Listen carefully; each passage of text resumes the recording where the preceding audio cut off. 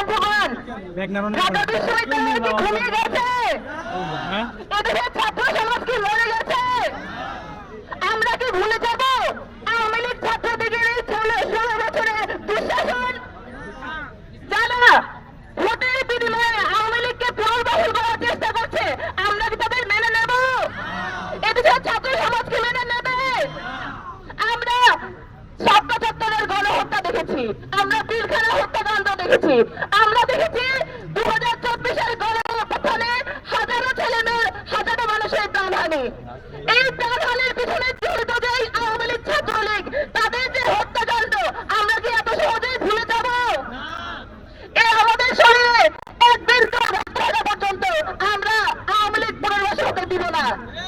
আপনারা দেখেছেন সারা দেশে যেভাবে ছাত্রলীগ আওয়ামী লীগ আবারও ব্যাক করার চেষ্টা করছে।